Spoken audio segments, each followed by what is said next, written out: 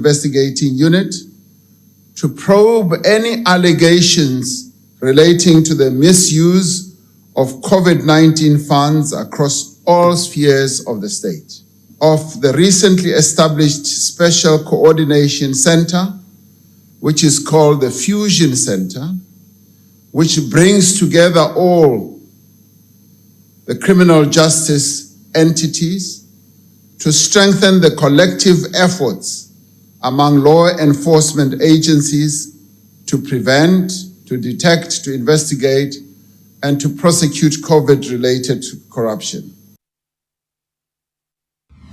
Away from that building, on a new hanging garden trend, a greenhouse atop a Montreal warehouse growing eggplants and tomatoes to meet demand for locally sourced foods has yet or set a record as the largest in the world. Now, one of the officials from Lufa Farm says the company's mission is to actually grow food where people live and in a sustainable way. We are the biggest farm established on a rooftop of the world, and it spans 160,000 square feet, or about the size of 3 American ED football fields.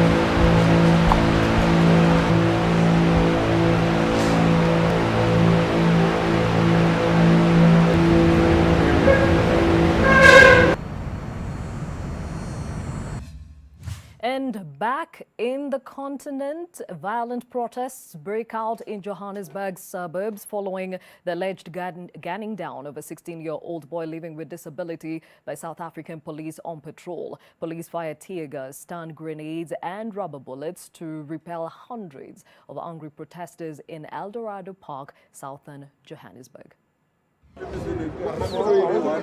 I want to ask, is it right for a police officer to shoot a 16-year-old child, a Down syndrome child that can't even say his own name? You don't know, nothing is going on around him, but he just got shot. Just told the doctors there that he was caught in a crossfire. It was a gangs fighting at Hillbrow Flats, Eldorado Park, but there was no fighting. There was only one gunshot that went off, and that was the gunshot that killed Nathaniel. Totally wrong.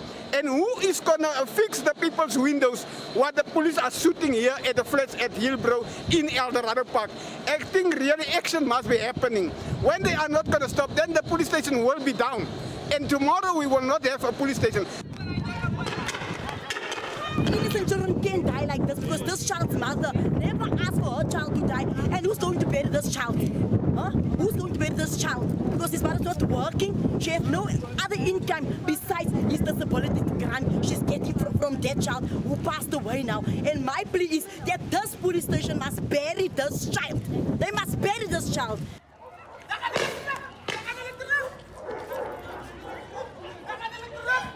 Elsewhere, more than a week has elapsed since rebel soldiers toppled Mali's president, sending shockwaves around West Africa and in France, its staunch ally. In Bamako, many Malians see little change. Life still flows onwards like the eternal Niger river that rolls through their capital. August 18th coup came after waves of protests demanding the resignation of a 75-year-old president, Ibrahim Boubacar Keïta, floundering in a sea of problems from jihadist bloodshed to a sinking economy. Since then, his supporters have kept a low profile, and the June 5th movement, which clamored for his downfall, has promised to work with the junta for the return of civilian rule.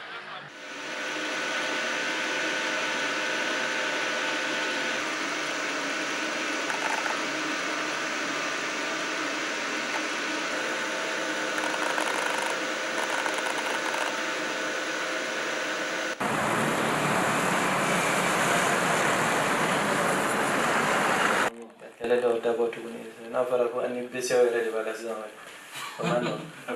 Ni kewale ubina mali kan doni parce que embargo etien embargo rubla c'est que wari ta pese wala donc avec ko no ya doni mais il y a une responsabilité ici ante son fin d'œuvre donc vous quand vous le jate mais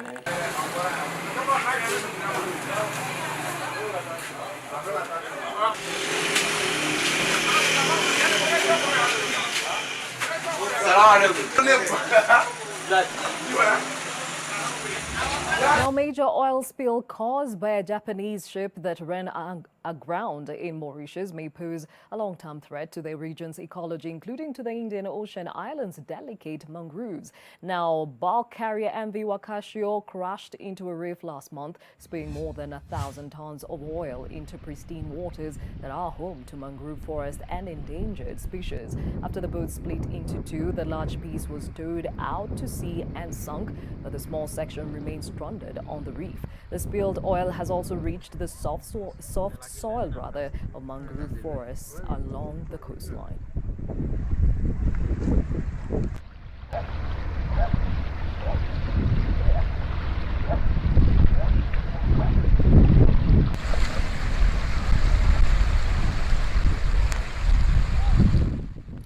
The powerful August 4th explosion that killed 177 people and devastated swaths of the Lebanese capital also left thousands wounded, mostly from flying shards of glass. At least 400 people suffered ocular injuries, more than 50 required surgery, and at least 15 were permanently blinded on one eye, according to data compiled by major hospitals in and around Beirut. I would have dreams that I could see and everything, and then wake up. It's when you feel like the bad emotions coming out. For the physical part, it's like you just wake up half blind, annoyed by the eye. It hurts a little bit in the morning. I don't know. I had plans like to learn new things. I had plans to learn skydiving or to dive, or just plans that I wanted to do during my life. I don't know about my career because, well, I'm a developer, so I'm not sure how much I could still use the same skills.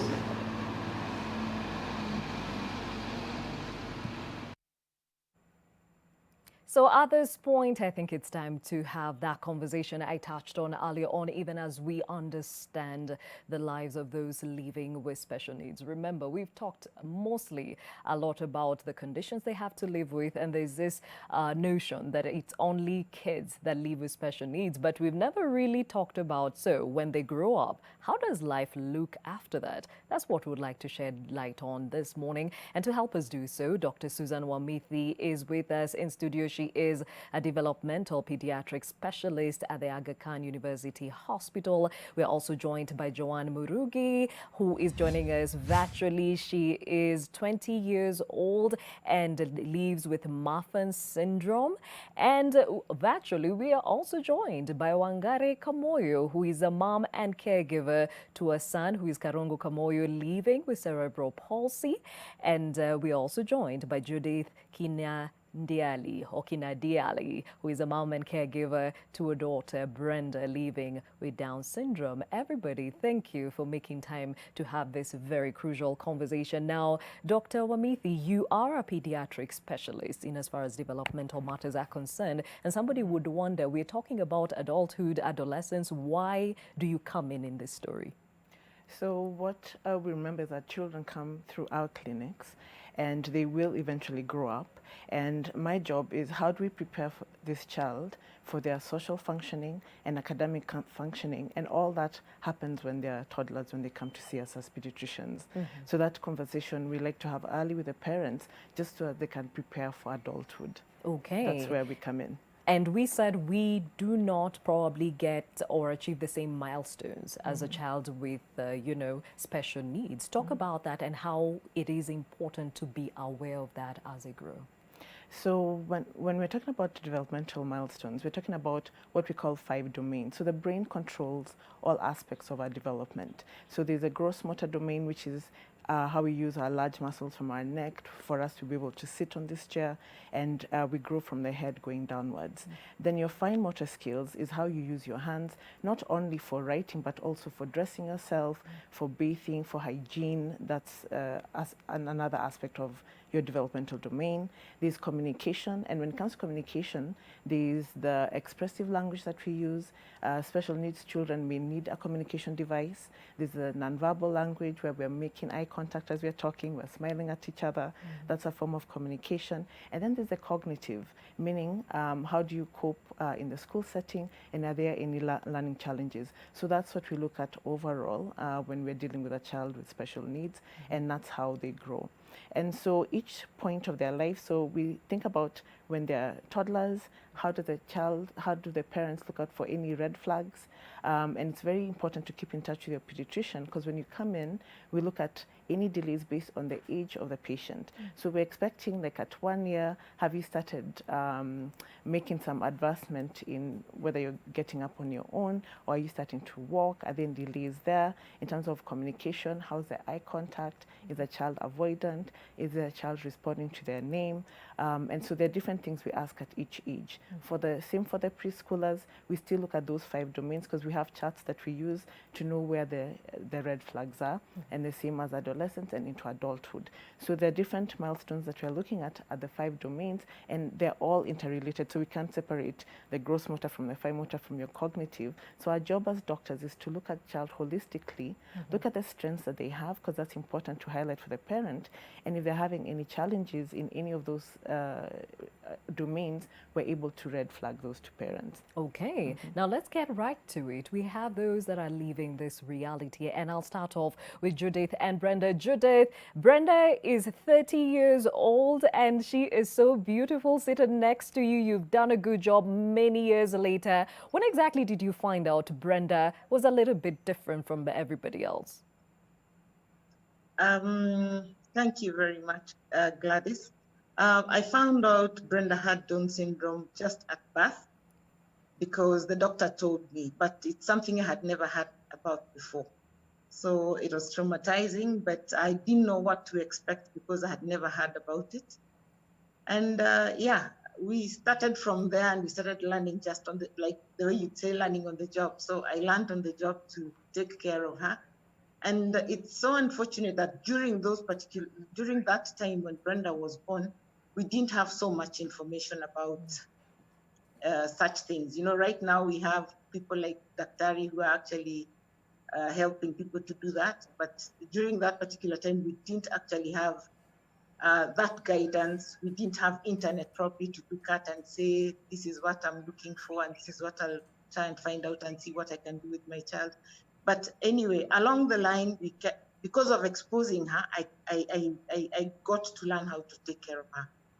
Okay, and when you say take care of her, what is it that she was challenged with? Being a Down syndrome child, the growth was very slow. When she was about a year, she was looking like she was 6 months.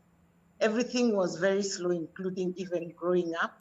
And as you can see, she's 30, but she looks like she's 16. So everything was late. Like teething came in at around, I think, almost 1 year. Walking was also a problem for like 2 years.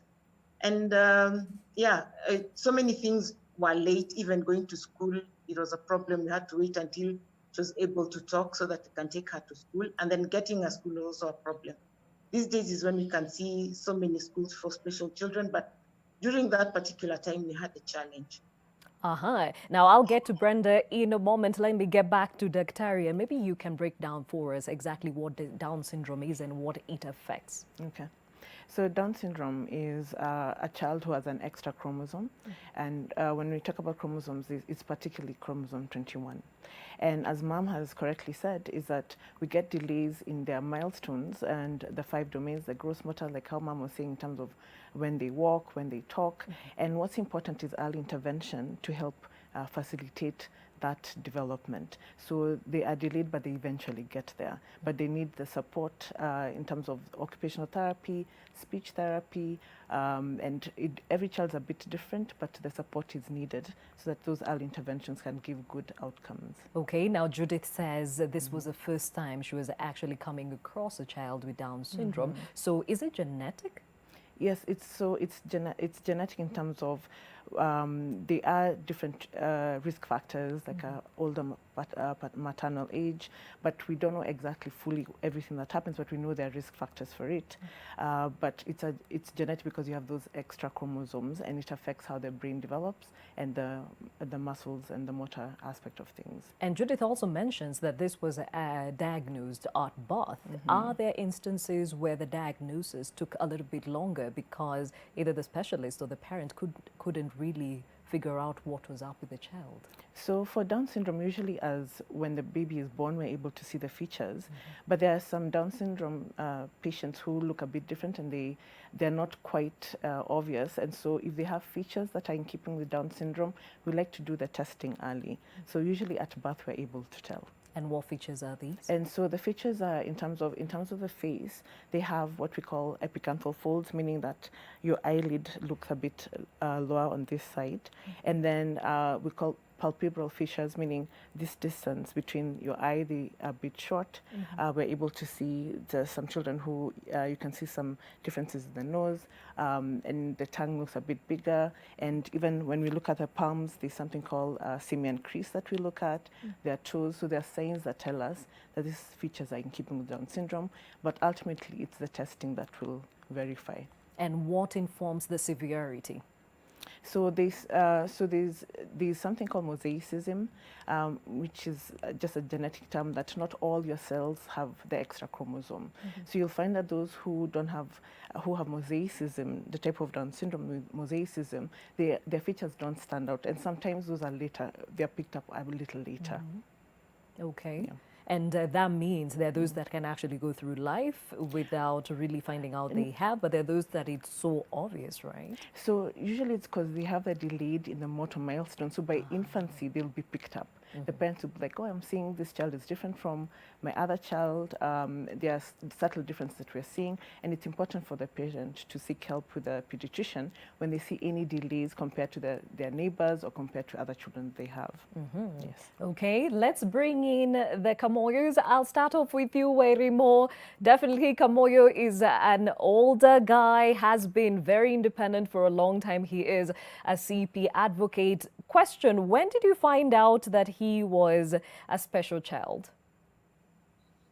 Good morning. I think when Karungu was born, he did not cry. I had a very difficult and long labor. So he didn't cry when he was born. And so a lot of things had to be done to him. And the doctor just alerted me that he could have been affected. So we should look out for milestones. So it's like from the very beginning, I knew that something could have happened to him at the time he was born. Okay. And obviously within 2-3 weeks, his neck could not hold. So we started off knowing that he has a problem. And when was it actually diagnosed as CP?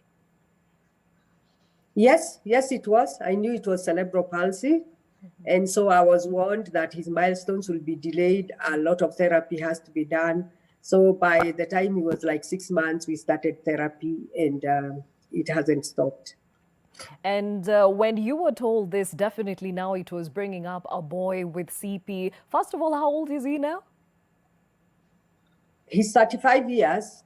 And I think what was shocking at that time, like the other mother said, I hadn't seen any other CP child. So when you're told that your child has CP, you assume that it is something that you'll get over, or it will be cured, or it will go away at a certain time. So you wait and you do what the doctor says, and you keep hoping that things are going to change. It's only now, I think there's a lot of information around that you know that CP is a lifetime condition. You can only improve certain things. But at that time, actually, I just assumed that he's going to be well. Okay, and Yes. Dr. again, CP, another neurological disorder. Explain it to us. So cerebral palsy is a term that we use for any motor difficulties that a child has, and the motor impairment due to, as Mama said, can be the birth injuries, but some are also genetic. Now that we're discovering more and more is that there are some that are due to a genetic basis and the injuries that happen during the birthing process or even before. And so, as Mom correctly picked up, is that you're told in the beginning to watch out for the delays, and early intervention at 6 months actually gives better outcome in terms of the child's being able to function and be able to move their muscles. And are there distinct features on the child that you can note? So it depends on the type of CP. So there's a cerebral palsy that affects both lower and upper limbs, meaning that it's both sides that are affected. There's some that is only on one side. There's some that is just both limbs and a lower limb. So it depends on where the injury is in the brain. So they may look a bit different. And for those who are not picked up at birth, one of the things that are subtle are a child using only one hand before the age of 2. So we tell parents about those red flags. Is your child using both hands equally, or are they preferring one hand over the other? Because usually that means it's one side that's affected. So it depends on where the injury is in terms of the presentation. Does it also matter the symptoms? Are they unique from one child to another? Is that what you're saying? So they're not, they are unique in terms of where the injury is, but all of them have a motor problem. So it can be associated with like having convulsions, like seizure disorders, cognitive disability. So there are some even have autism, but their core features is the muscle, the issues with how they use their motor aspect of things. Okay, and we are also joined by Joanne, who lives with Marfan syndrome. Joanne, 20 years old, going to campus. You've come a long way. Tell us, when did Mom discover that you had Marfan syndrome? It was at the age of 3. I was in nursery school. My teacher noticed that I was having problems with socializing with other kids my age. So she said we had a problem. When we went to the hospital, we found out that I had nearsightedness. I was short-sighted at that point. So that was the first symptom that showed itself as Marfan syndrome. Then as time went by, we started doing research, and then we came across Marfan syndrome that explained how I would grow I had long bones, and so I would be so tall, unlike other children of my age, thus standing out than the rest. So at that time, we didn't know what it was. We just thought it was just a child growing taller than the others. There was no research to show that it was Marfan syndrome. We just had to cope with it as it came. So, yeah. Okay, and when you say cope with it, what exactly were you dealing with? Well, because I have long bones and they're not so strong. So at times my weight will not be able to hold me, because that's why I often fell many times, having many injuries. And another factor is that one of my aortic valves was longer than the other. Thus, it was slowing my heart activities. So I wouldn't do much that will speed up my heartbeat, so that when I did a lot of things, I will just end up falling down or going silent for a few minutes, and it will be worrisome for us. Okay, all right. Now, Dr. Marfan syndrome is one of the rare diseases we have. Break down the signs for us. So the signs, and she's described them.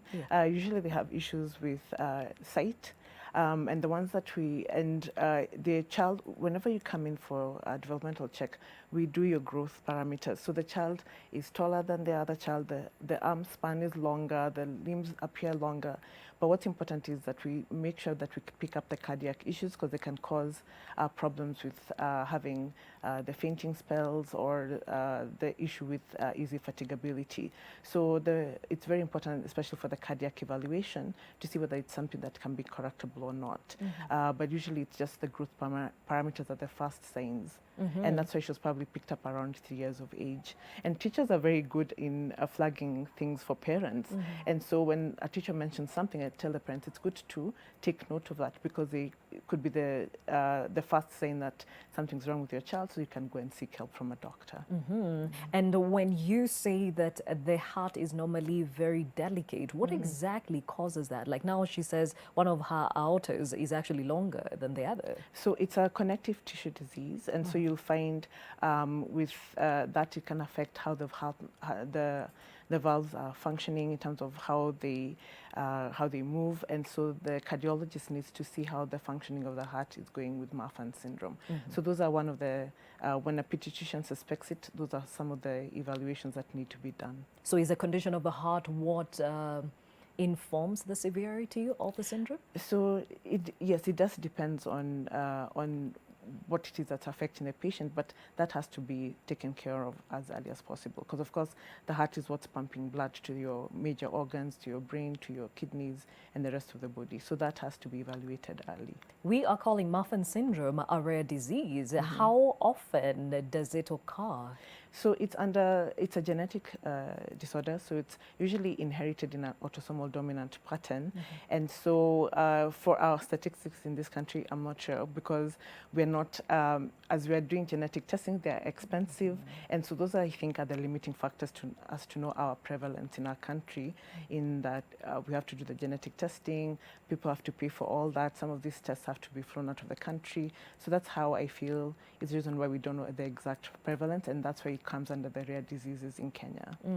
And are we saying beyond the country, probably there's an increased occurrence of the same? No, I wouldn't say it's an increased occurrence, but once we see one child, and the rare diseases group are very good in coming together in raising awareness, so that when you talk about the symptoms and the signs to other parents, they're like, oh, I see something that's similar in my own child, so they're able to come in for testing and being seen by the pediatrician. Okay. Now, Judith, let me bring you back into this conversation. So you went through the infancy stage with Brenda. She grew up and it was time to go to school.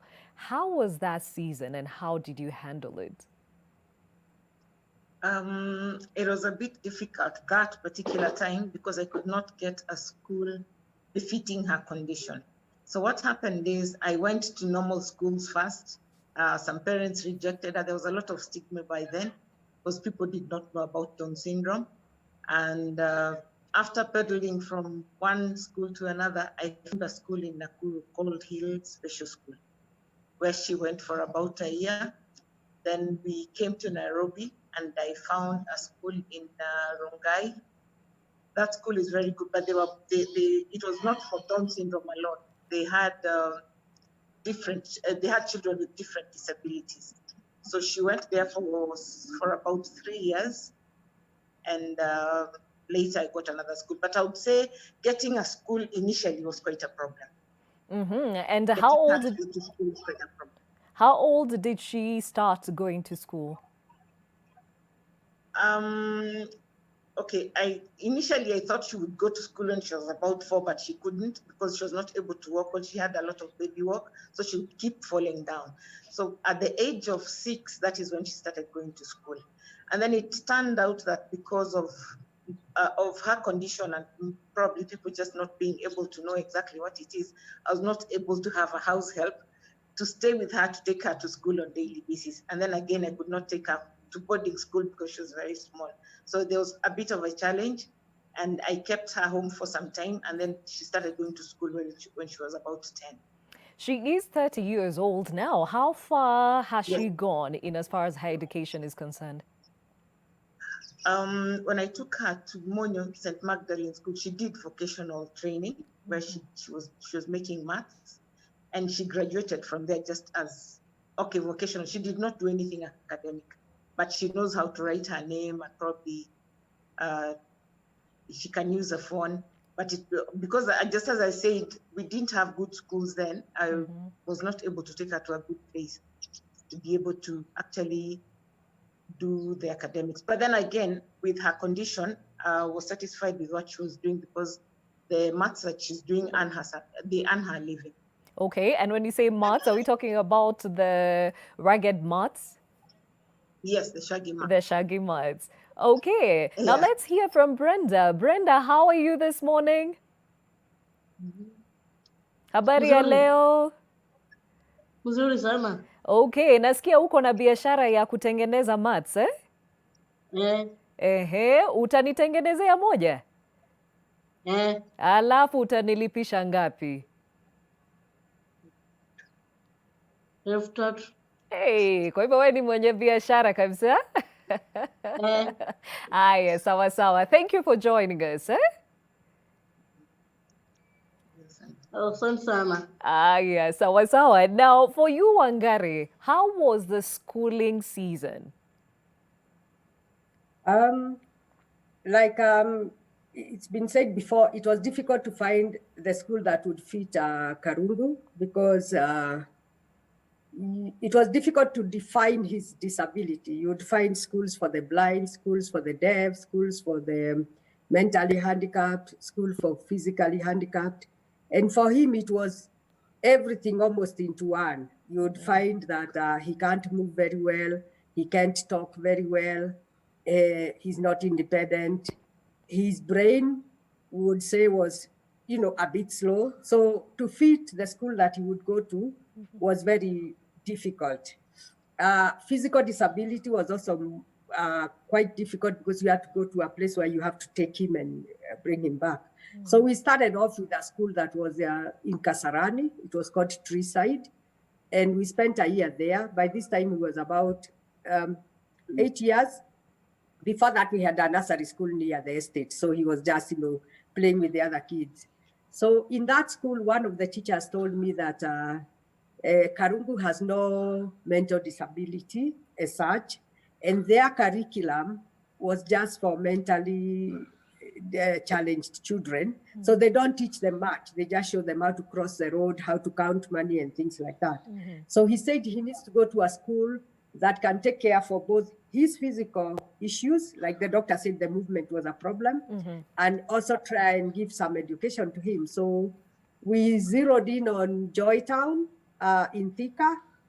It was a boarding school, but he went to what they would call a special class. A special class means you stay there, you are taught a few things until they think you're ready to go through the mainstream, because it's mainly for physically handicapped, but their brains are okay, so they do the normal curriculum. Their issue is movement. And I think he was in special school for 3 years. And then after that, they said he can start class 1.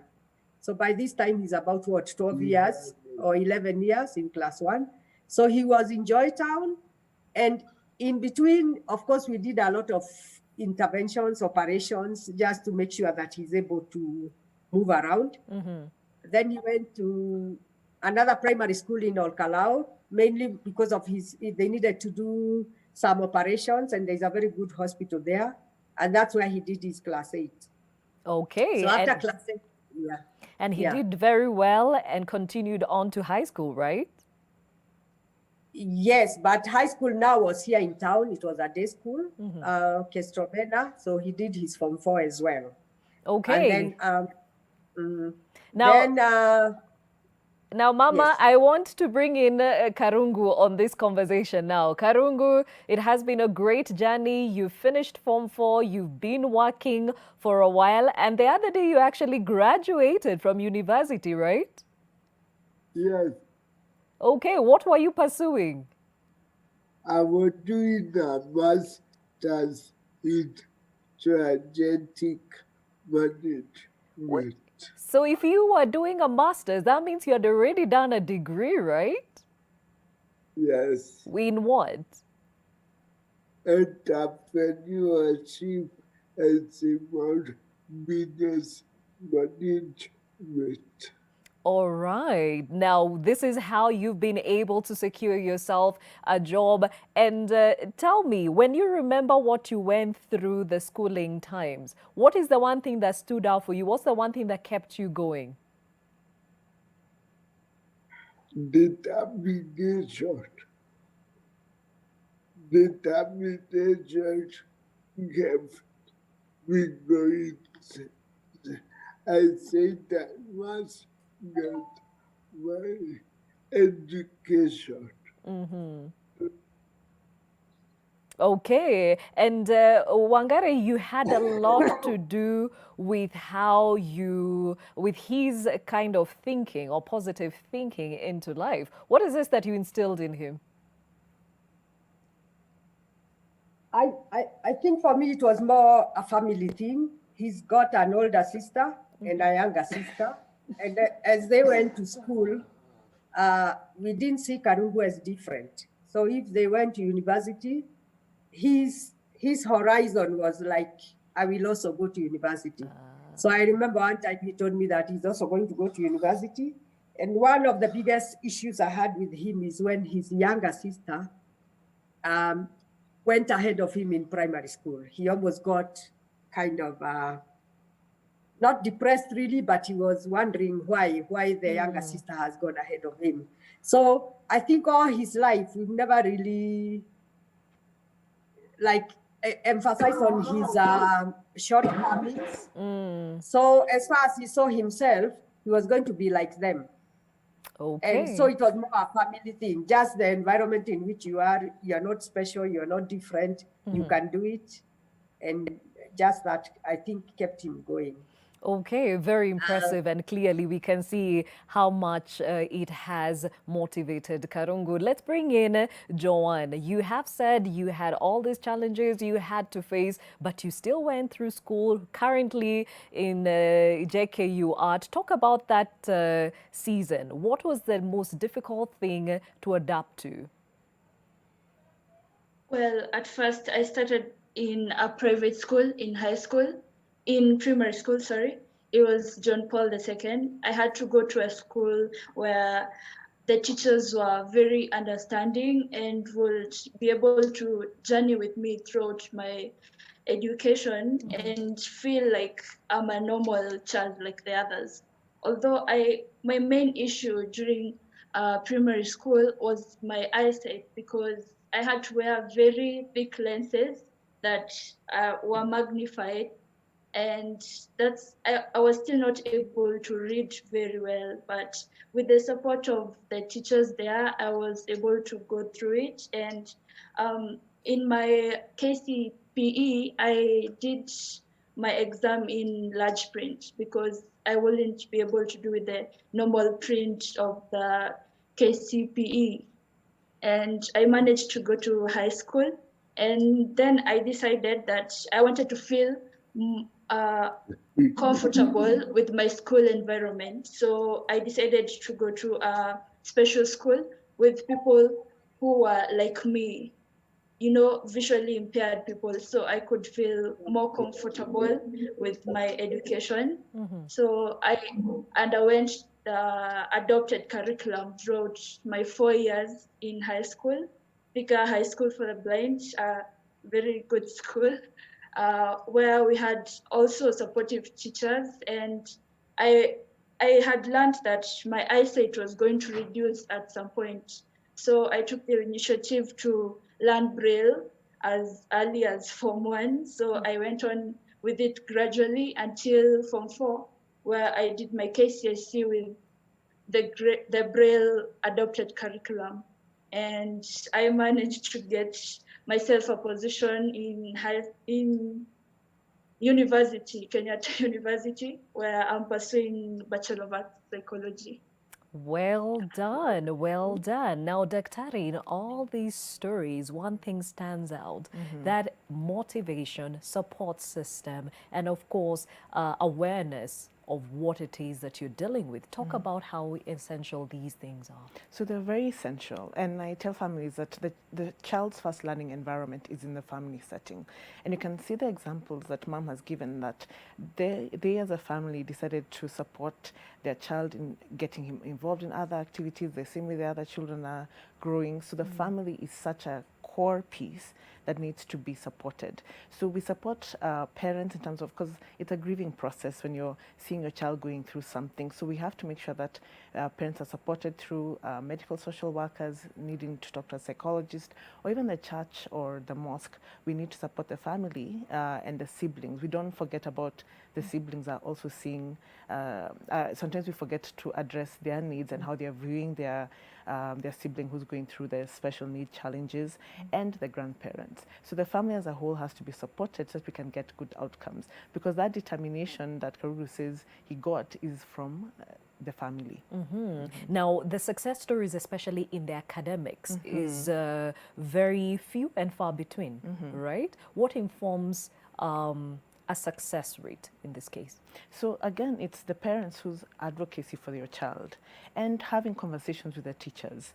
And so when you see your child, if you're in a school where you're feeling your child is not well supported, go have a conversation with the principal, have a conversation with the teachers, and explain the special need. Because sometimes you can be not in a special needs school, and families choose the type of schooling that they want their child to go for. So have those conversations. These are my child's needs. This is the way to support him. This is his medication list. So having those conversations so you can find ways of compromising between the school system and you as a family. And how about seeing a specialist while you're going through that formative stage? Right. And so for my job is to, so as a developmental pediatrician, I see children with special needs, and my job is to help children through those different stages. So we deal with the preschoolers. How do we prepare them for school, both the academics and the social functioning? So we're able to do some testing to see cognitively where this child is. As mom said, is that when the teacher noted, oh, but mentally he's doing okay, so cognitively he has no issues. So we're able to do early testing and early learning so that we know the type of placement that your child needs to be in. So for the older parents, those things were not in place, but now we're able to see, this is your learning profile, you're good at this, what is your gift, what are the areas that you need support with in order to help a child go through the schooling system. And each step, like for example, in standard 4, now you're learning, before you're learning to read, and now you're reading to learn. So that transition where you're reading to learn can be a bit challenging. And so I tell parents, don't suffer at home. That is where we come in as a professionals to help your child go through that bump. So sometimes we see a bit of a child who was doing well having difficulty in that area. And then when it comes to the exams, we're able to write letters to help with accommodation in your exam setting, whether it's a visual issue you're having, or whether it's a hearing impairment or a motor impairment. We're able to support you by writing letters or medical reports that can allow you to have those accommodations when you're taking exams and even when you're in the classroom setting. So get in touch with your specialist. For our job is that you have this disability. How do you live with it? And that is my job. Okay, now Judith, we are talking about academics. Now let's touch on the social aspect. So the child is going through life. Of course, kids make friends along the way. They want to be with other children. How was that for you, and how did you handle it? As I had said earlier, it was a case that people did not know about around where we lived. So there was that stigma, but after some time, I think it's me who actually made people understand who she is and why she's the way she is. And every time I would see people probably looking at her and not accommodating her, I would call them, tell them exactly what her problem is. And at the end of the day, people embraced it, and she's made a lot of friends. We go out with her to church and every other place. And we don't have issues now. But as she was growing, there were issues that, as you said, we are the advocates. As the caregivers, we need to let people know who our children are and why they are the way they are. And if it's something that she's going to live with, then even the people surrounding us should be able to accommodate them. Okay. So it was difficult. Yeah, it was difficult initially, but now I think it has been embraced, and we have a lot of friends through Brenda. All right, now I'm curious to know, Brenda is 30 years old now. Has she ever had a boyfriend? Have you ever allowed her to actually date? She has never had, but I think maybe I'm the one who's never let go. Okay. And I keep thinking, because she has a mental challenge being a Down syndrome girl. I don't know how she would cope with somebody who probably, okay, I think it's a difficult situation that I would need assistance. Okay. I just can't let go.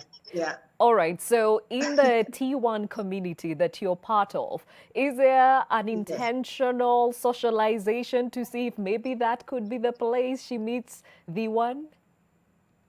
I'm in the T21 forum, the one that actually, it's an umbrella that gives us a lot of information about Down syndrome.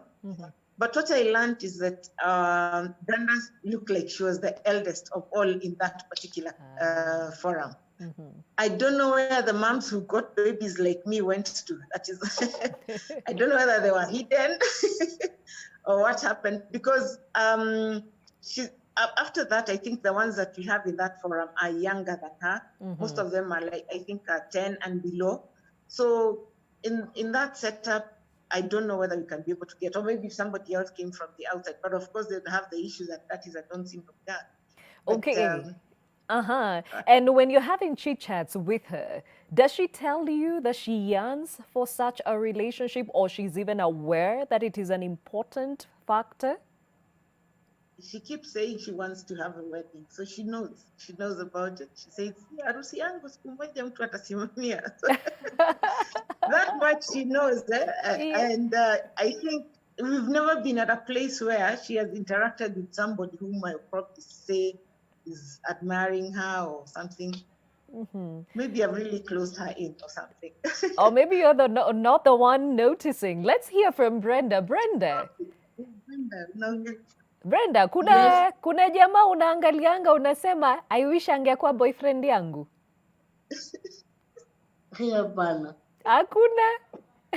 Na hakuna mtu ashai kufungia jicho? Hapana. Ama hata wewe hutaki kufungiwa? Hutaki kufungiwa. So ukipata jamaa na kufungia jicho utafanya vipi? Nitakuwa tu hivyo. Hautakuja kuambia mami? Nitamwambia. Alafu mchunguze huyu jamaa tena, si ndio? Hiya, there you go, Mama Brenda. All right, let's hear from Wangari. Wangari, how has been the socializing for Karungu? I think like every parent, you're very aware of the pitfalls that can happen with a child. So for Karungu, within the family, he's fine. He's not discriminated or anything. We are okay with him. We go places. But I would say out there, I'm also very, very worried of what may happen. The other thing, Karungu will not be able to go anywhere by himself. He has to have somebody with him.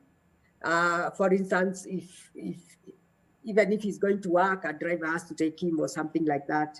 So you find the exposure is not much because just because of that physical limitation. So within the things that we do as a family, I think we do it together. We go everywhere together, holidays and things like that, if we can afford to go for the holidays. But his social life on his own could be limited just because of the setup. So he's within a very, what would I say, closed kind of environment. Okay, he goes to work and I'm sure he's met people there, but he can talk about that. I do not know. But as far as I'm concerned, he has a limited social life. Okay, Karungu, now tell us, have you ever met somebody while you're at work or in your social settings there that you liked? Yes, some of them, but in my on decision I said the right person will come because I don't want somebody who will come that try to do something I can't do. For example, I can't cook. So if my partner is against with me, suddenly I will seem angry because I can't make my own food. So I'm taking it at a pace until I get the right person.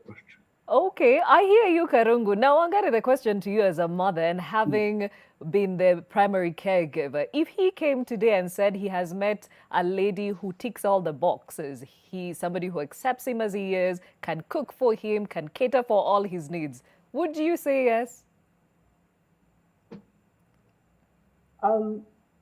I have no objection to that, but those boxes are quite many, isn't it? Yes. I think even when I got married, I was not going to be somebody's caregiver, really. Yeah. So to get that person who is almost like being me for him is not going to be something that is easy. So if I'm able to tick all those boxes, but that would have to be an angel from somewhere who will come in as a partner, and I can tick all those boxes. I hear Easier you.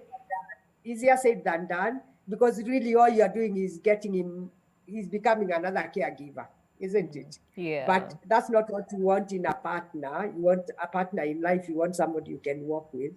So it's a delicate situation. It's a very delicate situation. I hear you, Mama. I hear you, Mama. Now, before I quickly take a short break, I'll just want to hear from Daktari. When it comes to such situations, especially for those with neurological issues, what do you advise when it comes to socialization, dating, marriage, etc.? So I advise that all these children have the same feelings we have, the same desires we have, to get to know somebody, have an intimate relationship in terms of a boyfriend and girlfriend relationship. So for the parents, we understand why they are being restrictive, because it's a protective aspect that they want for their child, but that's important for them. And if it's important for them, it's for us to support those relationships, making sure that you get to know the other person, what are their intentions, teach them how to, for the special needs child, how to safeguard their privacy, what type of touch they'll allow and what they won't allow. And so that is important too, because we can't keep them young forever. That's the term I use. Your child is growing up. It's a difficult conversation, but it's something that is important for the child, because that's the stage that they're in. Now they want to get married, have relationships. And so for us, we try and help the parents walk that, because usually it's the parents who are so scared. And so how do we empower the parent to empower the child? Talking about self-esteem in terms of body image, how you view yourself, how do I approach a girl if I'm interested, how do I say no if I'm not interested, and those conversations need to start. Now for Judith, she said she needs assistance, even where to start in terms of the socialization. Your advice? So my advice is create the social opportunities. Take your child out, allow, like now most workplaces like have work functions. Let him go, socialize, take himself, because I've seen Karungu before in public. He's able to maneuver himself everywhere because I've met him before. And so allow that socialization, create those opportunities with your friends, children, with the church. Churches have a lot of mixers and youth groups. And so create those social opportunities so that your child can have that need and that human need that we all have met. Okay, now when we come back from this short break, we'll hear from Joanne as far as how her social life is and if she's tried it out in the dating scenario. Stay with us.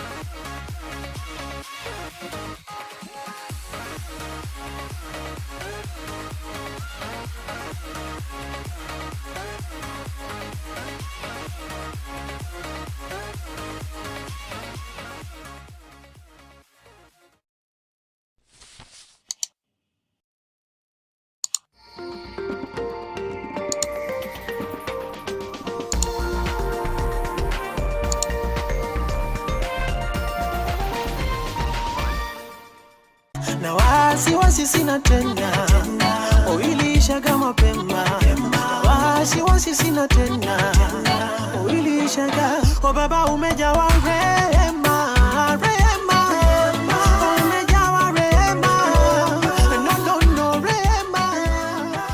To get Rehema by David Wonder, dial star 811 star 927 hash. Skiza, non-nation. Change can be disruptive, but Business Daily has got you covered from Monday to Friday. Get evolving trends, ingenious business ideas, and the latest tech content in the new market dynamic, and exciting lifestyle content in the new normal environment. Business Daily, more possibilities.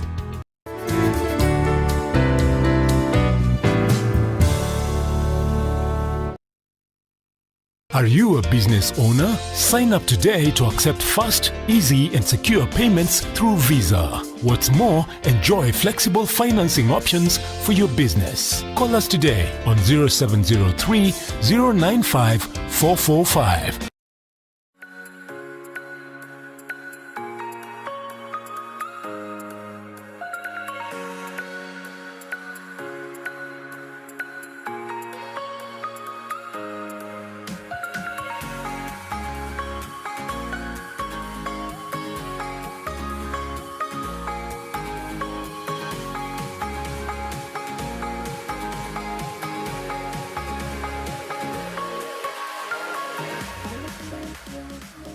Thank you for staying with Your World. My name is Gladys Gachanja. Today we focus on living with special needs, especially for the adolescents all the way to adulthood. And we've been speaking with Dr. Susan Wamithi, who is in studio with us. She's a developmental pediatric specialist. We have Joanne Murugi, who is living with Marfan syndrome. It is a rare disease. Karungu Kamoyo, who is joining us with his mama, Wangari Kamoyo. He lives with cerebral palsy. And of course, Judith Kinia Diali, who is a caregiver to a daughter, Brenda, who is sitting next to her, who lives with Down syndrome. Thank you all for joining me on this conversation. Before we get to it, when Chiao Jia lost her sight as a teenager, she was told the respectable career choice was to become a massage therapist. Instead, she found an industry rife with abuse and aggression where women are afforded little protection.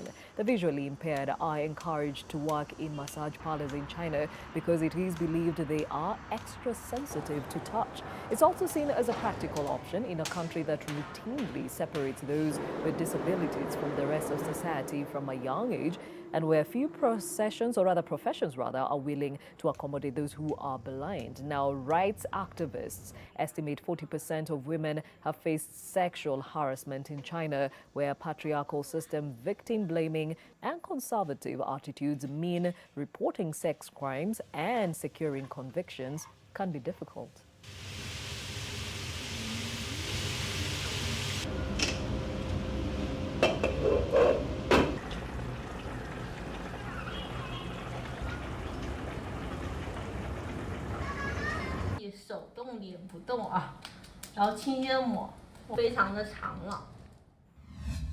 Elsewhere, French athlete and Paralympian Jean-Baptiste Alize was 3 years old when he lost his mother and his right leg during the conflict in Burundi. He says he has always run to survive, and since coming to France as a child and receiving a prosthetic limb, he is now starring in a new Netflix documentary about the Paralympic Games called Rising Phoenix, which was released last Wednesday. Jean-Baptiste says to know death at the age of 3, to see the tunnel and the light that goes farther and farther away are striking images. Every time I close my eyes, I have flashes when I saw my mother when they killed her in front of my eyes, and I was having a hard time trying to move on, running to survive. This has been my life since I was born. I've been running against problems, against people who want to hurt me, against death, you name it. But my strength makes me to never stop.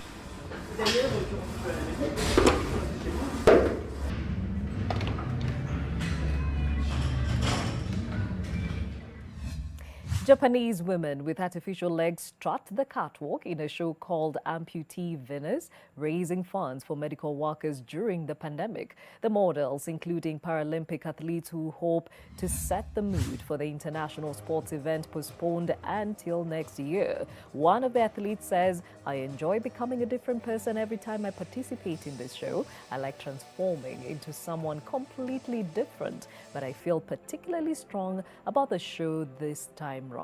Today was the day the Tokyo Paralympics was originally supposed to start, and by holding this show on this day, I hope we can set the mood for it for next year.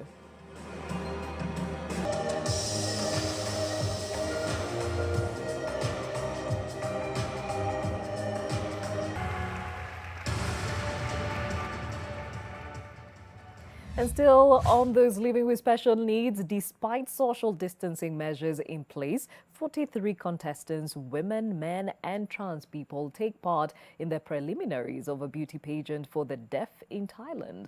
The contest, which is the first since the lockdown, will designate Miss Deaf, Mr. Deaf and Miss Queen Deaf, while highlighting the challenges those living with disability face during the pandemic. One of the ladies contesting for Miss Queen Deaf Thailand 2020 said, "It's a good opportunity for me to be able to participate in the competition and set an example that hearing impaired persons could do something like this like any other people. I'd like to also tell society to open up more to deaf people, and I'll try to push for equal rights for the hearing impaired."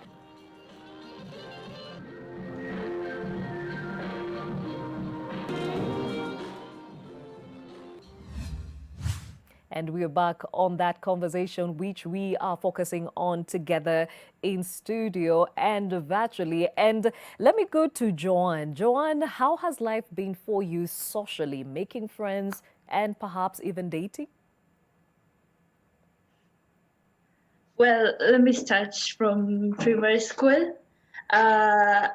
Actually, it wasn't very tough per se as another person's perspective, but when it comes to my perspective, it was kind of hard because I was tall, like really tall, and I used to stand out from the other kids, and I had this very highly magnified glasses that were very delicate and will break every time, and we had to get very expensive replacements, and it was hard because I wouldn't play a lot, because if I play, they'd fall, and someone had to be blamed for it, and it ended up just being me.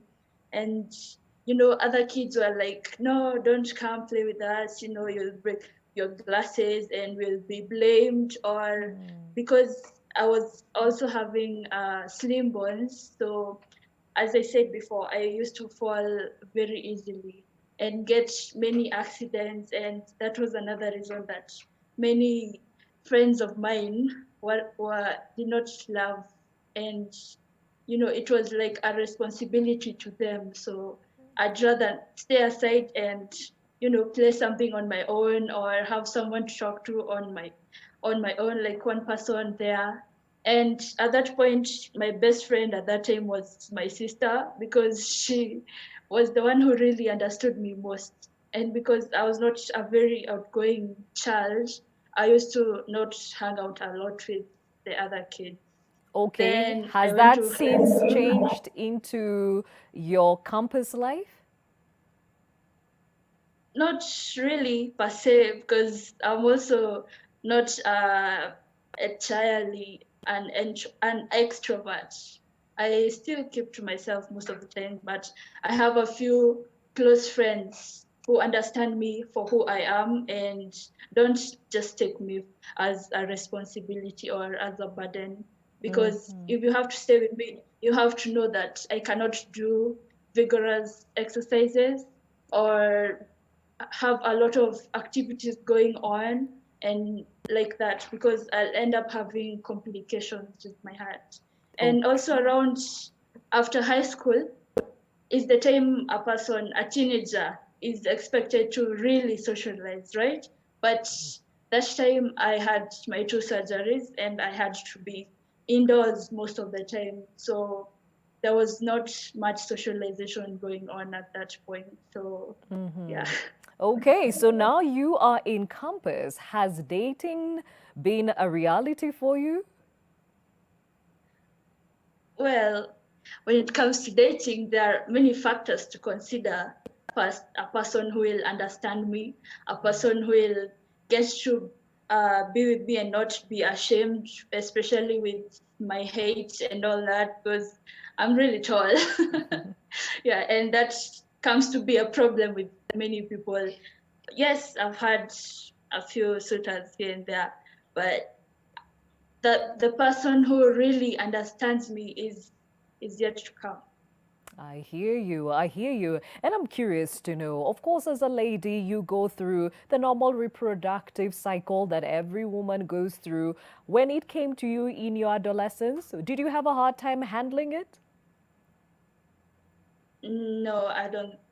No, I just had a normal time like other kids, I think. Yeah. Okay. All right. And let me cross over to Judith. Quickly, let us know, how did Brenda handle the reproductive cycle? Initially, she did not know, but when we learned about it, I actually sat her down. Now she knows about it. I don't even know when she gets them. Maybe she'll just ask me for the parts, but I'll buy them and keep them somewhere. One day I'll just find they've been used. So she goes, yeah, Mommy Lisha. So she knows how to take care of herself. Okay, and Daktari touched on the fact that it is important to talk to them about their private parts and how they could or should safeguard themselves. Is this something that you've had a conversation about? Yeah, that she knows that nobody will play around with her. And the other time she used to tell people, okay, if there's a time we really lived with so many people and there were men around, so she would actually say, sex, no. Okay, she knows that because we were not mincing words about it. We were telling her the way it's supposed to be. Nobody should touch you in your private parts. Nobody should do this. So she knows it's not something that we. Because actually, if you don't tell her, it can happen. Wangari, how have you dealt with that in as far as raising a boy or a man now with a special need?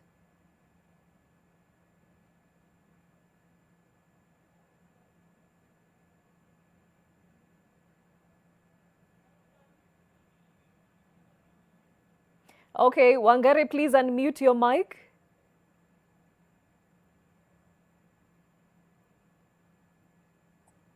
Sorry about that. Okay. So one of the when Karungu was in high school, one of the things that shocked me is that I was called to school, and I was told that him and some other two boys were caught watching, I don't know what on the phone. I think it was some porn movie. And so that for me came as a shock, because I think it was the first time I came face to face with the fact that he's being exposed to things that are even beyond me. Probably at that time, even my phone was not able to show. But some other kid from somewhere else, I think it was an Asian family, had a smartphone which had several things. So I had to start now thinking about that. So moving forward, I think the biggest challenges I've had were with then like house girls in the home and things like that. And that's not only for people with special needs. I think most boys, if you ask them, their first encounters were with their house girls, because they are, the ones that they were with. So those are normal. Then moving forward, right now where I am is that I find, like if you look at Karungu's expenditure, there is a lot of expenditure that is unexplained. And when you dig through it, is to all sorts of people that he's met. So he's quite vulnerable. And for me, that's why I'm a bit so scared about his social exposure in an uncontrolled environment, because he picks up all these little, people who need help here and there, people who are looking for this and that, and he's very gullible. I remember I went away once for 6 months to see the sister overseas, and when I came back, whatever I had left in his savings account was finished. And believe you me, it was some woman who was using all this money. So it's real, they are vulnerable. You just have to be quite, I don't know. I wish there was a place I could be sure he's safe. I hear you, Mama. Yeah. And Dr. I mean, you can understand why the parents or the caregivers would be so scared in as far as how the world receives them. But what is of importance to keep in mind as these children go through the phases of life, especially in adulthood, dating, money, as you've heard, yeah? And the reproductive health especially. So we can start with the reproductive health. And I usually tell parents, you have to have that conversation before puberty. So puberty for girls is a bit earlier. So by the time a child is 9 or 10, you have to have taught them the body parts and how they function.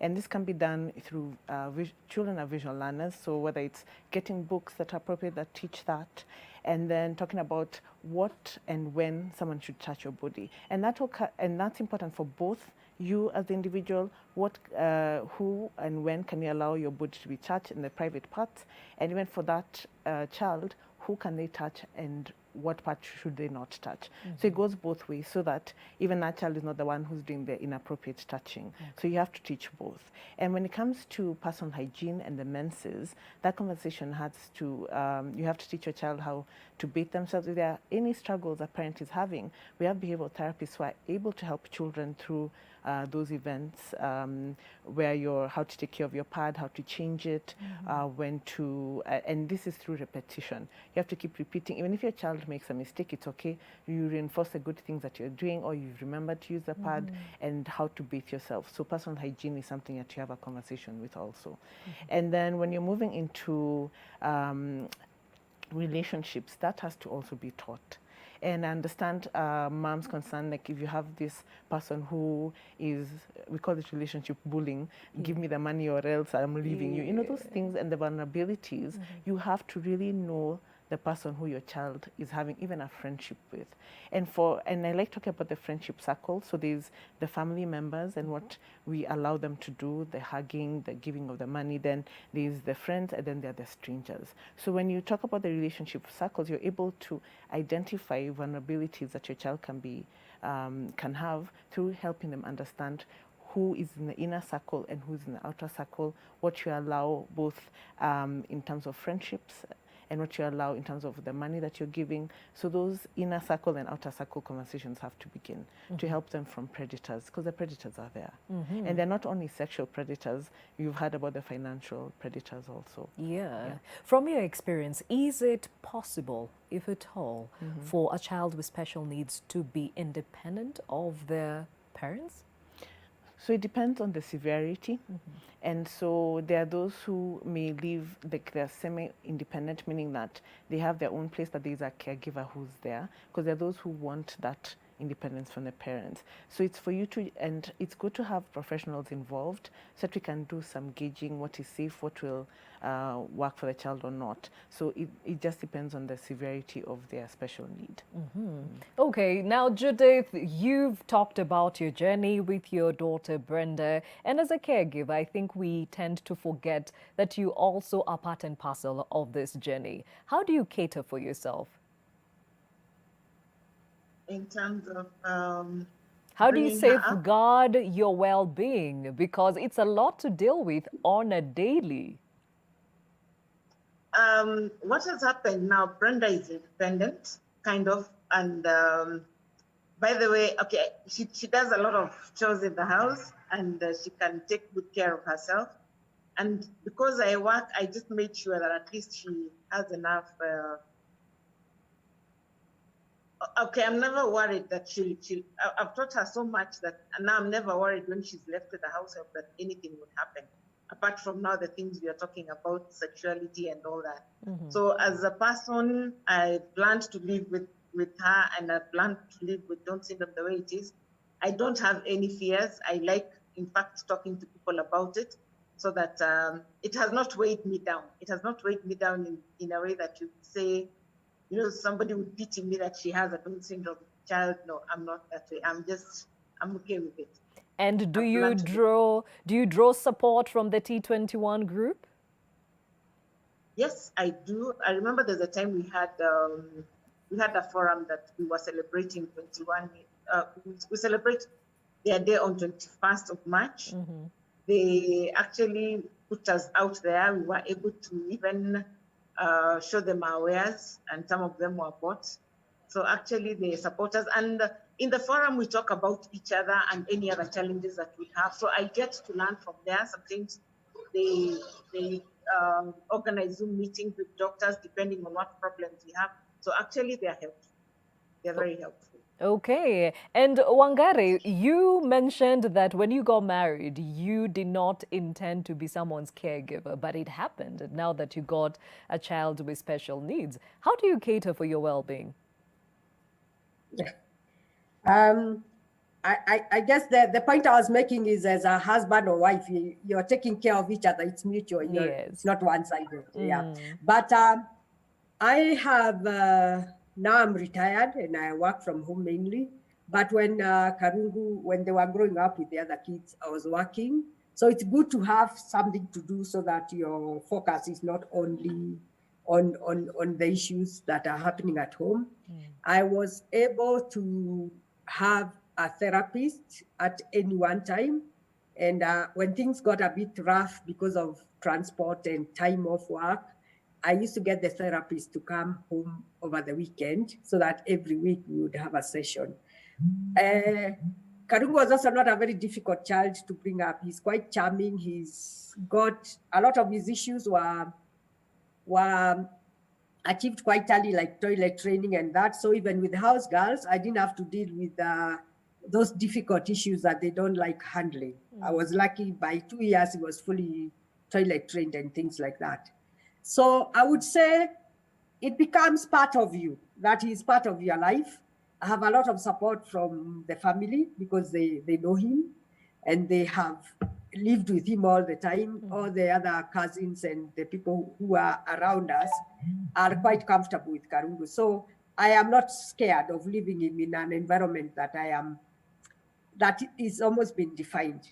Okay. I think for me now, where I am is, I always now start worrying if I'm not around, what would happen to him? Okay. If he was to move out of my house, how would he be able to live alone? And who would take care of him? And would he have a friend that can live with him? Would he have even a colleague that can live with him so that they are all working and something like that? So I almost feel like there's a lot of programs when they are young. When they are this age, I almost feel like I wish there was a home where we had like 6 of them living together and they have a caregiver. Because then it means that person will understand what they are dealing with. In other countries, there's even like transport. They can be transported to work. Because for instance, Karungu now, you have to have a car and a driver because he can't hop onto a matatu and go to work.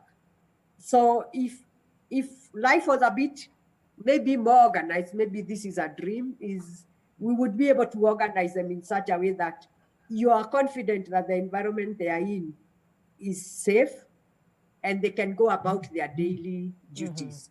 That would also free the parents to do other things and things like that. So for instance, now, if I have to go away from my house, I would have to ensure that there's somebody who will at least, when food is there, he'll heat in the microwave and eat, but it has to be cooked. So if I'm going for a long time, somebody has to stay, Yes. something like that. So it's like, this person will be part of my life for good, but obviously in God's plan, if I go before, what happens to them? I think that's a fear anybody with an adult child will start having at any one time, yeah. I hear you, Mama. And Joanne, your support system has been who exactly? I would say my family has done the most part of this journey because without them, I wouldn't have been this strong even to accept myself as I am. Yeah. And when you say your family, you're talking about your mommy. You talked about your sister earlier. Yes, my parents and close relatives and a few friends of mine and my parents' colleagues. Yeah, that's mentioned. Yeah. All right. So do you have friends who understand your circumstances and walk with you? Yes, I do. Although not very many as a normal teenager or young adult will be expected to have, but I still have that part of support system from my friends. Uh-huh. Okay, and the reason I ask that is because a support system is really critical to ride the tide, so to speak. Talk about the same. So the support system for parents, as mentioned before, can be both religious and even cultural. And families have a lot to do with helping, let's say, your sister who has a child with special needs get through those events. And it's not the number of friends, it's the quality relationships. Whether you have those two relationships that are quality, whether you know I can depend on this person to take my child wherever I need to go, and even for the child themselves, I have this friend who's supporting me through my journey. So it's the quality of relationships that's most important and not the number. And I tell parents to seek help. If you feel you're getting depressive symptoms, you're getting anxiety, you have to take care of yourself by reaching out. And by reaching out, we're able to, as doctors, see whether it's a mental health expert you need, or is it a social worker you need, or is it a psychologist you need. So we're able to identify the caregiver. So when you come to the clinic, also, as much as we're taking care of the child, ask the parent, how have you been? How are things going? And because if the parent is crumbling and cracking, the support system for the child is not as good. So we can't take care of one person individually, we have to take care of the family. Yeah. Okay, we take another short break on Your World. When we come back, a bit more from those who live with special needs and how they cope in their adulthood. Stay with us.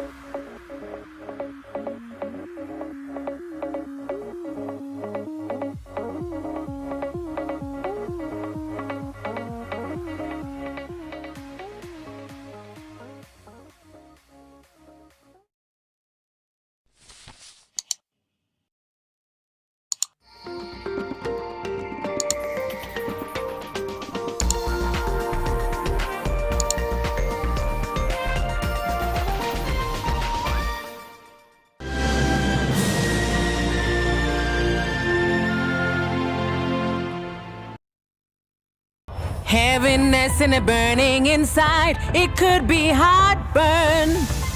Indigestion and heartburn? Eno gets to work in 6 seconds and works on the 6 symptoms of heartburn so you can keep living life non-stop. Eno, fight heartburn and indigestion fast.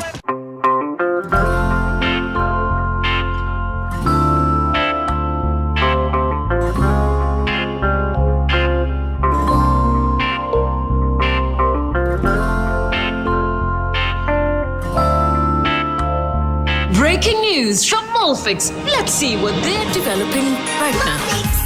Pants is just for me. It really feels very comfy. Molfix pants with anatomic fit technology. New Molfix pants, an invention from babies for babies. You should also try Molfix. The majesty of one of the 8 wonders of the world. Well, after months of inactivity, the tourism sector is slowly bouncing back. Visitors are coming to national parks like this one, and it coincides with the annual migration. Boda Boda Company in Uganda is pivoting away from just being a taxi service and trying to deliver such products as contraceptives, HIV testing kits, sanitary pads, to clients like Brenda. You don't have to hustle. All you have to do is have cashless on your phone and order for that product to be brought to you. Did you know there's a laundry bar soap that can help save you time, water, and money? You save by not having to use multiple products. And you only rinse once. For a laundry soap that can help save you time, water, and money, try Whitewash Extra. Brand power, helping you buy better.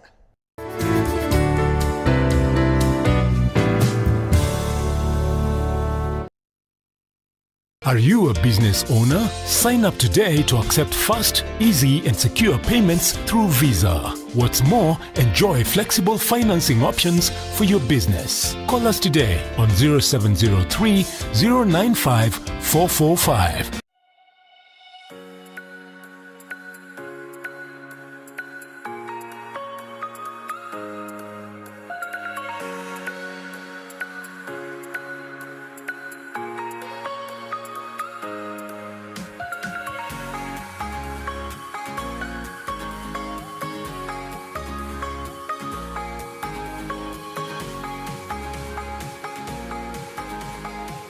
Thank you for staying with Your World. My name is Gladys Gachanja. Let's take a look at the other world. Now, Argentina's annual Tango World Championships was held, but instead of hundreds of dancers competing in an arena in Buenos Aires, the pandemic means participants are competing virtually. Now, coronavirus restrictions in the Southern American country means the judges have to rely solely on videos sent in by participants. And the Buenos Aires City Council decided to go ahead with the annual event, even though much of the city, including its famous milongas or dance venues, are shut down.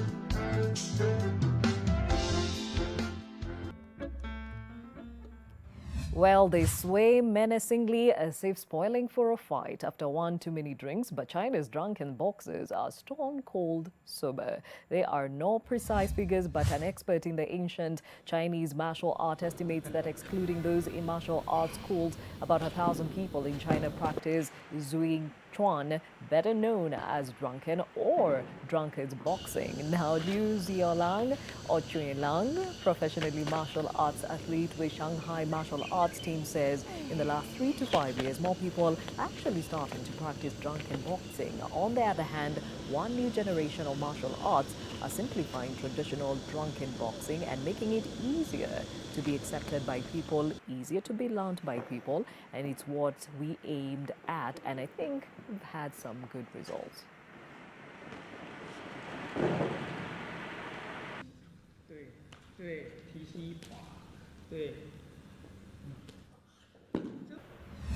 Elsewhere, children above the age of 6 in Spain will be required to wear face masks at school at all times, according to the government, which seeks to reopen schools despite a surge in coronavirus infections. Spain's 17 regional governments, which are responsible for healthcare and education, have in recent days outlined a patchwork of different measures, leading critics to point out that there was a lack of coordination.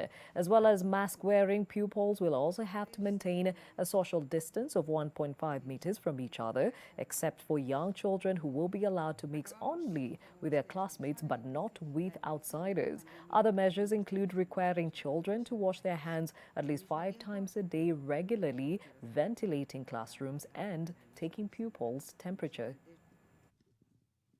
Bueno, en relación al absentismo, un tema que efectivamente una comunidad puede decidir. Now, a luxury resort in southern India has turned its swimming pool into a fish farm to stop the business sinking amid the economic crisis caused by the coronavirus pandemic. Normally, the 150-meter pool at the Aveda resort in Kerala state is packed with European tourists. Now, thousands of pearl spot fish are causing the splash. By mid of March, we had to shut down the resort because of this COVID pandemic. There was no tourist arrivals, and later by 24th of March there was a lockdown imposed. So under these circumstances we came to know that it will take a long time for normalcy to return back, and to keep ourselves busy and sustain ourselves, we had to think of some different ideas of how to keep ourselves engaged. Came upon the idea of fish farming because we're having one of the biggest swimming pools in this region. It will take us around a month's time to reset the pool to back to condition, so we plan to open the resort back by end of December or January.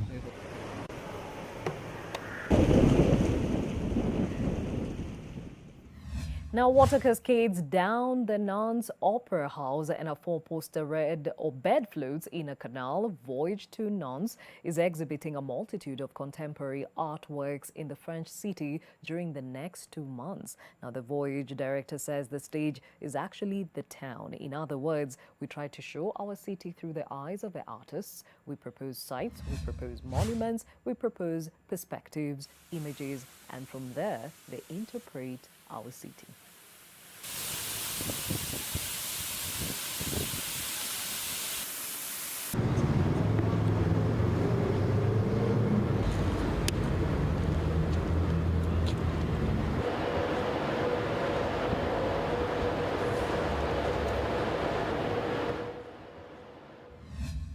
And to a story that brings us back to focus to our conversation of the day. Living with Down syndrome those living with Down syndrome have for years been on the side eye for those that should be making their lives easier. The story is, however, changing as the stigma and misunderstanding of people living with these and other special needs conditions reduces, and those that are living with the conditions are living positively. Brian Mushiri brings us the heartfelt story of Ivy, the firstborn daughter in her family who was born with Down syndrome.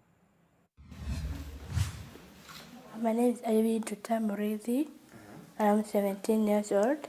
I'm schooling in Montreal School in Kawa West. I'm having friends because I like to interact with them through education.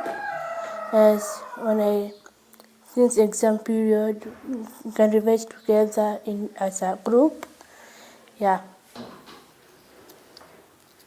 My parents are good and amazing, and they're the biggest supporter to me, and I feel comfortable.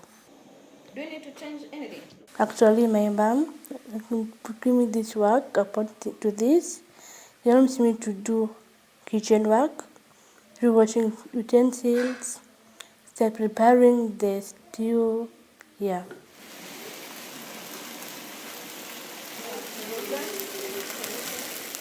My friends are very talented in football. Most of the boys, they are in football. The set of the girls is netball. I always interact with girls because more than boys, because I like netball more than football. She's quite popular with her schoolmates because she's bold. She'll say what she wants. She doesn't perform most of the things normally. Like she can once in a while you are told she overslept. She was late to class, but the teachers know how to handle her. Sometime in the middle of the day, she'll say she wants to talk to dad. So they understand her and they'll just call me and I have a conversation with her for a minute or two. Yeah. Over the weekend, she'll just approach another teacher. She'll tell her or him, I want to talk to mom. And she has to call because she doesn't call, she doesn't satisfy her that anxiety. She will not have a good day. So they know how to deal with her, and I'm very thankful about them. All my friends that have met Ivy, none of them that has ever looked at us or just moved us out. Actually, I think they've been friends. They even make more friends than I am. She will even tell me, oh, how is your friend so-and-so? So it has been an awesome journey, a supportive journey. The other issue is it's all about God and a day at a time. Because nobody knows. We're giving kids, but we're just potters. We mold them to whom God wants them to be, not us. We as parents were just used as just like an object. But the future belongs to God and they have their own future. So far, it's a day at a time. I think my strength comes from God and also my life. I'm like, I made it, she can make it. I'm good in sign language and I can speak in different languages. I'm good in talking in Chinese and French.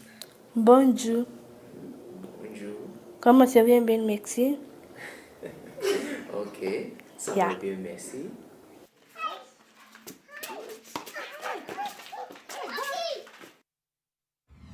Such a heartfelt and heartwarming story there, even as Joyce and her daughter share their lives with us, which brings to the fore the importance of talking about adulthood for those living with special needs. And Judith would like to put to bed this conversation, but before we do, there has always been a concern that when it comes to the support system around these children, we only see the mothers and the men are missing, and it was good to see the father in that story. How does that look like, and what is the T21 group doing to ensure they accommodate all and sundry? Okay, T21 have actually, in fact, when we went for the very first forum, I was very impressed because I saw so many fathers who had accompanied their children and the ladies. And I think what happened is before men were shy, and but children who have problems, it's like they belonged to mothers, and the children who don't have problems belong to the fathers, which is not the case now. So I'm happy that at least somebody is coming, the men are also coming up, they're embracing this, and they are actually being supportive to the ladies to take care of the children. For me, I think I was not lucky. After Brenda was born, we were left alone. So I've been doing it single-handedly, but I have a very supportive family. And even the church, because Brenda, by the way, sings in the church choir at Sita.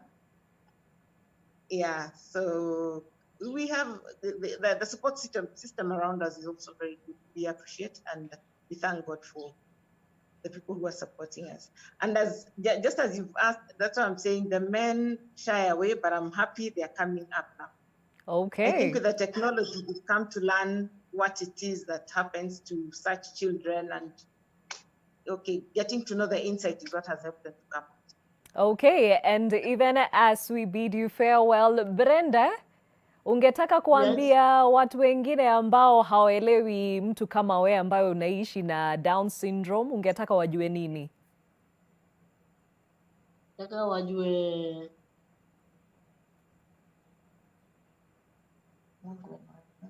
Mungu anawapenda. Ehe. Napenda watu wote sana. Okay, sawa sawa. Na kabla tufunge show utatuimbia kawimbo, si ndio? Good girl. All right then, over to Wangari. I mean, it has not been an easy journey. And again, as we said, the men seem to be missing. Is this the case in your home, or you've had the whole family intact as you bring up Warungu, or rather Karungu?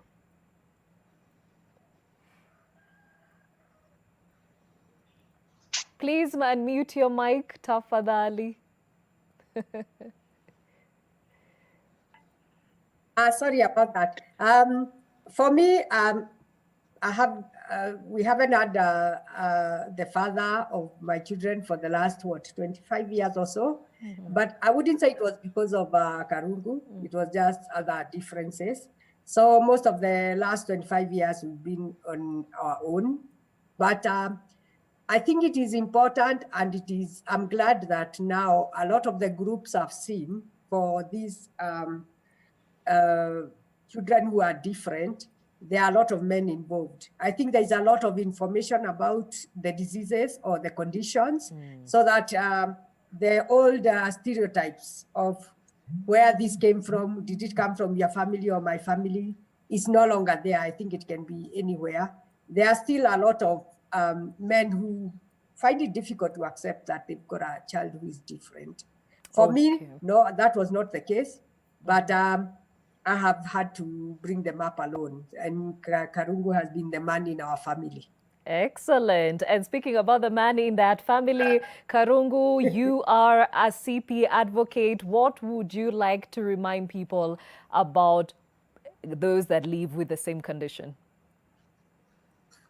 To be strong and to have the determination to cover his life, and for the other people into courts, please accept the way you are.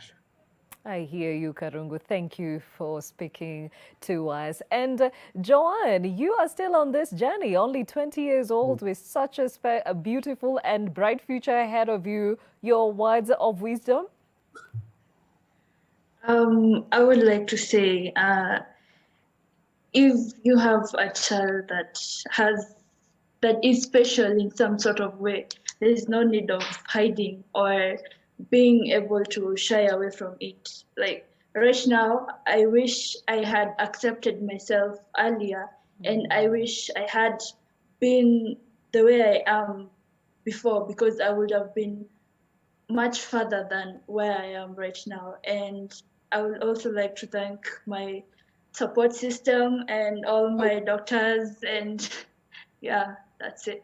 All right. Thank you, John, for joining us. And of course, Daktari, a lot needs to be done in support of those living with special needs. And something that Wangari put across is the fear that when the parent, God forbid, passes on and leaves the child, what happens to them? What needs to be put in place, especially in our health structure, to support those living with special needs? And that's a very important point that she brought up. So we need to plan for transitioning into adult care. And the planning involves both the medical aspect, where you're leaving your pediatrician to go into the adult physician, and having those conversations early, even before you 100% transition out. And then the other aspect is, should we start thinking about funding, or NGOs coming up with ideas on group homes where we are having these young people living together with special needs, having someone who's a caregiver, just to make sure that the logistics of going to work, the transport services, having food ready when they come back, just to give some form of independence for those who want to choose that type of way. And so a lot of things have to do with government, have to do with even us as professionals involved in the special needs sphere, coming together to come up with programs that work for adults with special needs. So there has to be a lot of collaborative partnerships to come up with something that will work. And we can emulate other countries who have already started these programs, and seeing whether we can use those same structures and frameworks in our own country. Very well said. Well, that was Dr. Susan Wamiti, developmental pediatric specialist based at the Aga Khan University Hospital. Joanne Murugi, who is living with Marfan syndrome. We also have Karungu Kamoyo, who is a cerebral palsy advocate, and he joined us with his mother, Wangari Kamoyo. Judith Kinadiali, who is the mother to 30-year-old Brenda living with Down syndrome. Thank you all for making time this morning. And Brenda, as we promised, we are going to actually end this conversation with you singing to us a song. Tuimbie kawimbo.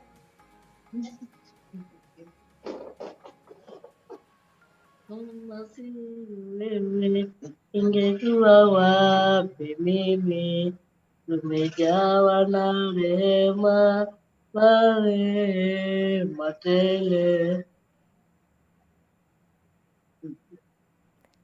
Imeisha. Allah. Well, Brenda. Endelea. Kama si nyingine, ingekuwa wapi mimi, nimejawa na rehema tele. Kama si wewe, ingekuwa wapi mimi, nimejawa na rehema tele.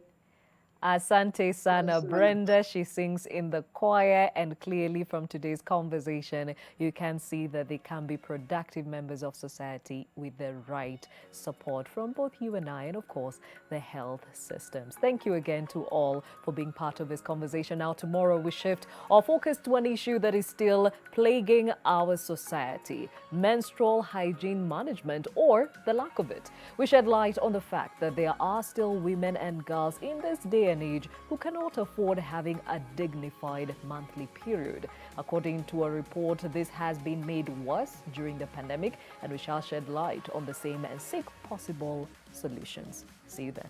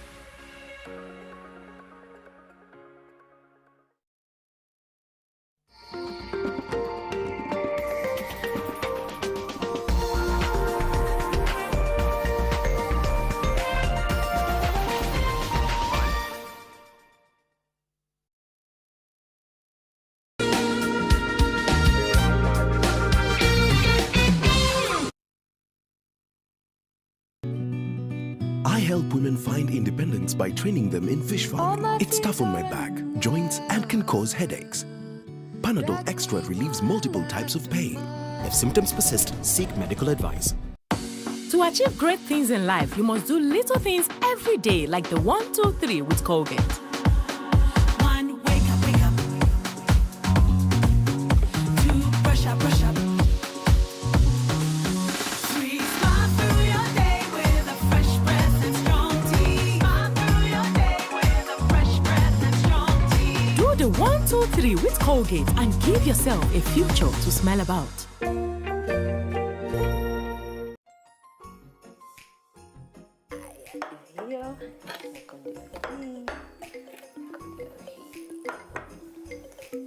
When you buy a bar of Cadbury Dairy Milk chocolate, you can help change the story. That's because we will use part of the proceeds to donate milk to less fortunate children across our beautiful country. Let us come together and show the generous spirit that is inside of all of us. Cadbury Dairy Milk. There's a glass and a half in everyone. As we take personal responsibility and adhere to all government regulations and guidelines in relation to coronavirus, may we remember that God is faithful. He will not allow us to be pressed, crushed, and perplexed by the epidemic to a point of total destruction. 2 Corinthians chapter 4 verse 9 teaches us that we may be hard pressed on every side, but shall not be crushed. We can be persecuted, but shall not be abandoned. We can be struck down, but shall not be destroyed.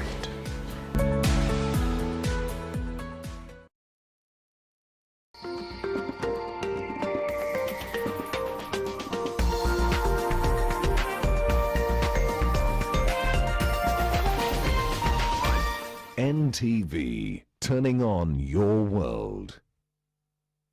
The following program has been rated GE. It is therefore suitable for general family viewing.